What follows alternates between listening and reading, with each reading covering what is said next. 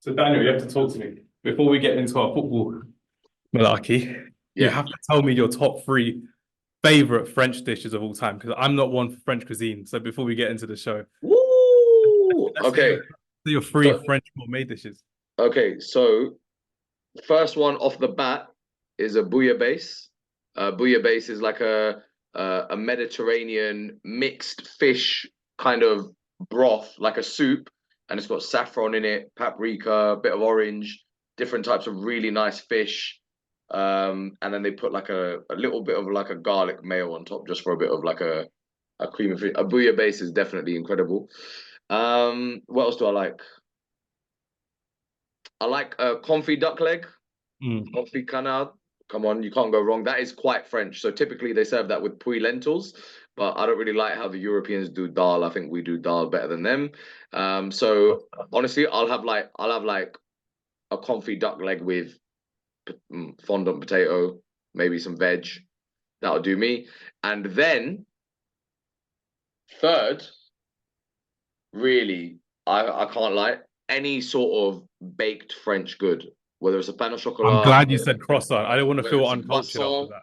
yeah, whether it's a, I Oh, thought I'd go for the dishes, but with the boulangerie, with the patisserie, you can't go wrong, man. Just anything that they've got. A Paris Brest, I would recommend to anyone if they've never had a Paris Brest, because obviously we've got a pain au chocolat, we've got the croissant, but a Paris Brest is just top. Like Google it, sensational. let's go for a start bench cell before we get into this. Start bench cell, croissant, brioche, or parfait. Ooh, Right, as I'm talking to the camera, I would happily start a croissant. I don't know why I'm doing this. Just we've got the host of Game Day Gourmet on the show. We've got to talk about food. Come on now. So I'm gonna have to go with starting a croissant.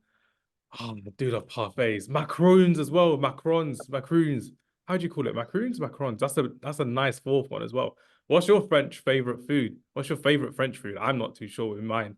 It's gotta be a croissant, right? Pain au chocolat, croissant. Brioche. Oh, I used to love a brioche. I'd go down on brioches as well. Not like that. Not like that. Not like that. Not like that. Oh, let's see. Right, I'm gonna have to go for. Yeah, I'm starting the croissant. I'm gonna have to bench a parfait, and I'm gonna have to sell the brioche because the brioche is very similar to a croissant in a way. And you can have brioche with brioche buns and have it with your burgers, which are very good and very savory at the same time. So that's a lot to go with. I'm very yeah. happy with what we've got. Yeah, I mean, for me, I've got to start a croissant. Like, I can't live without a croissant. That's just bonkers. Um, Essentials. I am, I will die for bread. So I'm gonna bench a brioche. Uh, like I love brioche. A parfait I can kind of do without. I would actually probably go macaroon over parfait. Like I love Really? it. Like I don't mind a parfait, but like I can do without a parfait. I don't really mind. So I will do start croissant, bench, brioche. Uh, so wait, start croissant, bench brioche, sell macaroon reluctantly, and Mm. then parfait. I don't even doesn't even make it into my play. It's training with the under 16s. Nah, it's all good. It didn't make the squad at all. It's not even making any type of recognition. But what is making recognition is this week's conversation about the French national team. That's why we're talking about French food. We're here with the host of BBC Football Focus's Game Day Gourmet, Mr. Daniyal Khan, for someone who showed so much love to Friday Night Counter Attack over the years, for someone who's been so happy working with us over the years. It feels right to have our first official guest in our new studio to be Mr. Daniyal Khan. So, Mr. Daniyal Khan, how are you doing today? Are you looking forward to the European Championships? And I'm ready and waiting to hear your football ball knowledge. What have we got today?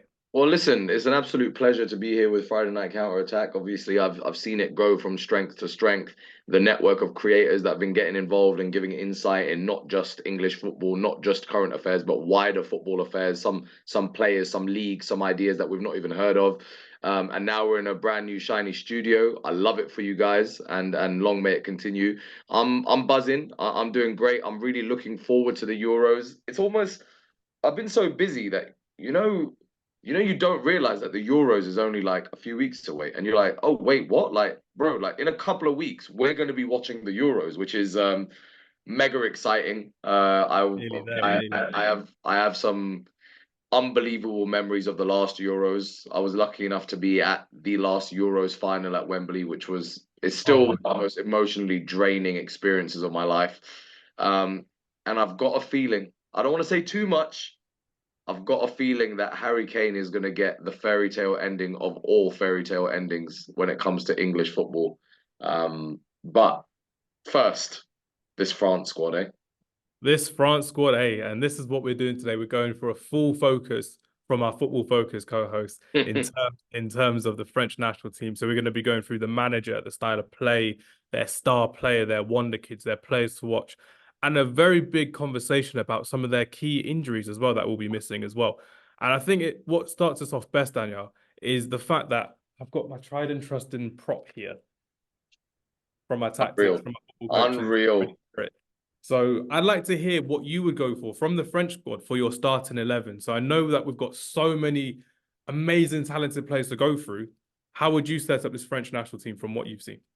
And I'll just be your trusty assistant. Call it Monday Night Football. Yeah, I feel like the thing that France have is, well, they've had this for a while, but maybe now more than ever is a real intense selection headache.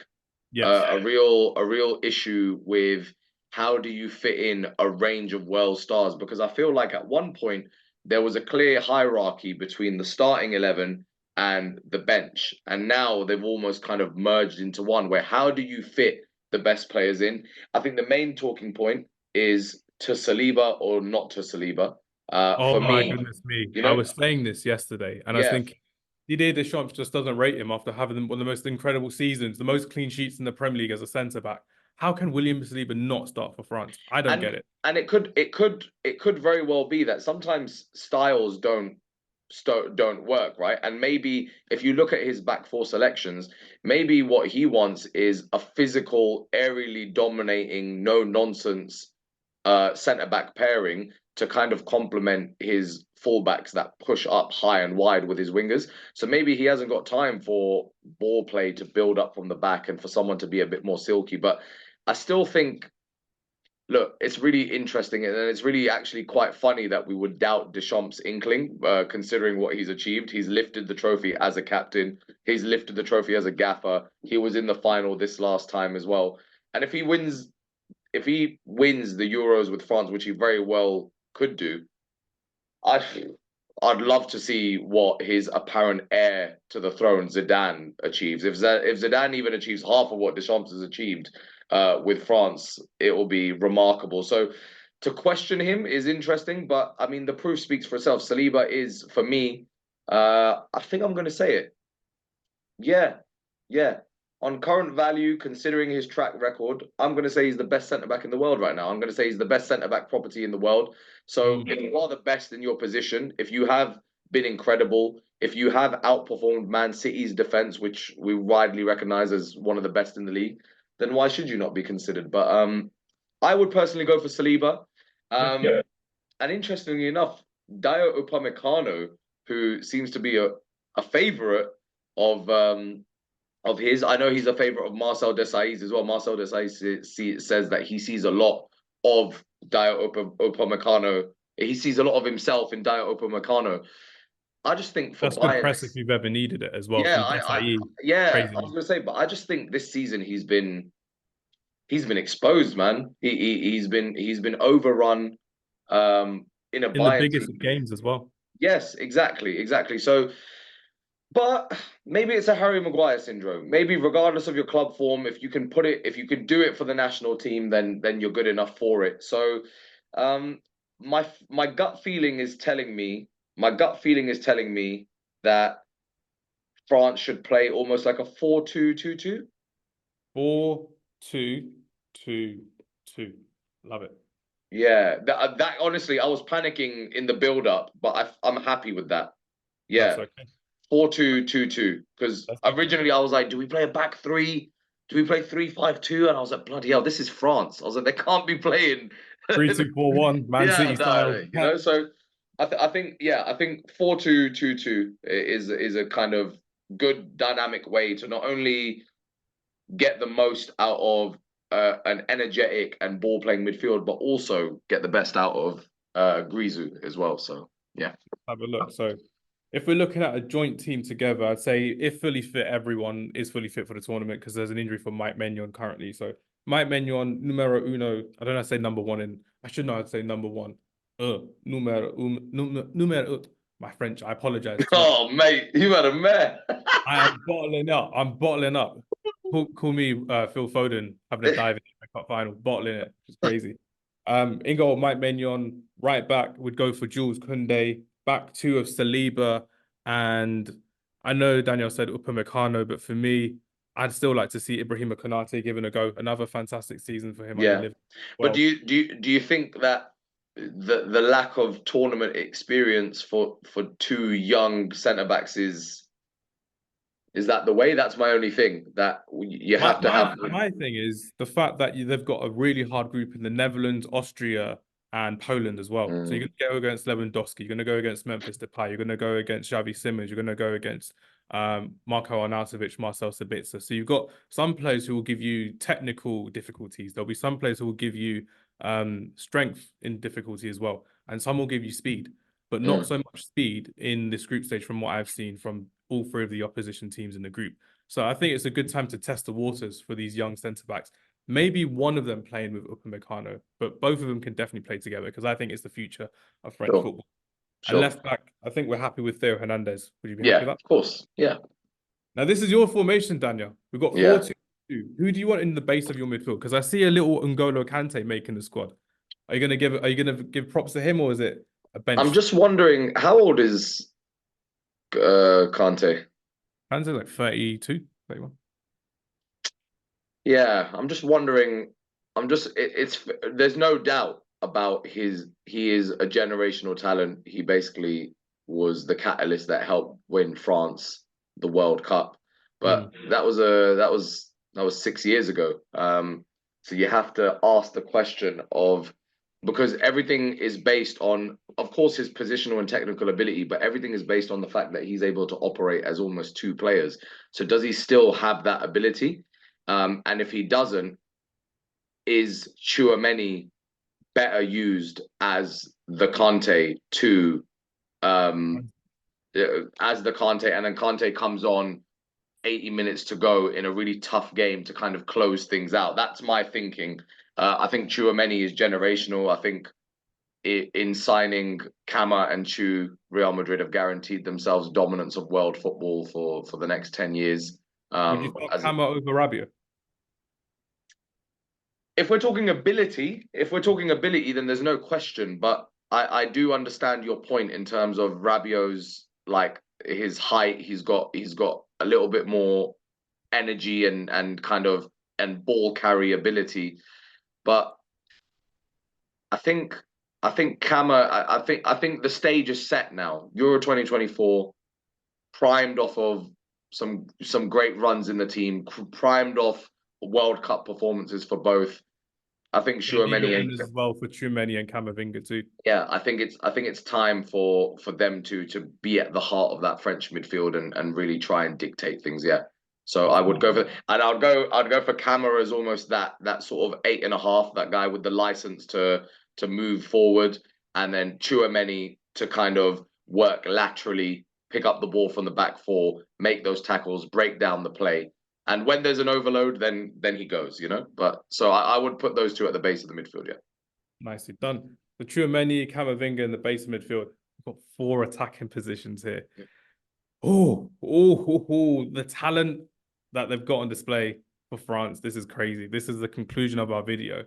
Who makes your front four for the French national team? Because remember, it's not how Didier Deschamps is going to set up, it's how we're setting it up for the French national team. Yeah, so I think on the left, I think straight away, let's just get this one out of the way. Kylian Mbappe plays on the left, I think. Happy with him on the left, yeah? Yeah, the reason why I'd say that is because I feel like the type of runs he makes, he wants to be the one finishing off the move at all times. And I feel like that is detrimental when you're playing a front two, right? And I don't think Giroud has almost got the. Giroud is very clever to play off of. Well, actually, could Kylian Mbappe and Giroud play a front two? Could Marcus Thuram and Kylian Mbappe play a front two with Mbappe dropping off? I don't know. I think that's too much. I think that's Too much sauce. yeah. No, I think I've got this one. So Kylian on the left, right, and then on the right we have Griezmann, Dembele. Dembele. And the only reason I say that again is because I think Colomwani and Thuram kind of give you what they're like another version of Mbappe. Of course, Mbappe is, for me, is the best player in the world, but there's another version of that. Whereas Dembele, a little bit more silky, a little bit more license to cut in and whip a ball in, a little bit more license to want to assist rather than get the goals. The 1v1s on the wing as Yeah, well. exactly. So I think there's a little bit more balance there. And obviously, because you've got that two in midfield, you don't want both wingers being just completely high and wide and direct. You want a little bit of almost like lopsidedness where Mbappe's got that license, Dembele kind of drifts and waits for the overlap. And then in the front two, I mean, I'm sounding a bit old school going on here, but I would have, obviously it's a fluid front two, but I'd have Griezmann with the license as almost like a 10.5. Yeah, where he kind of sits in that pocket sometimes as a quarterback to bring the wide players into play. He kind of like makes those late driving runs into the box as well and kind of plays up there. And then Olivier Giroud as this kind of big, dominant player, winning headers, getting flick-ons for the likes of Dembele, for the likes of Griezmann, for the likes of Mbappe.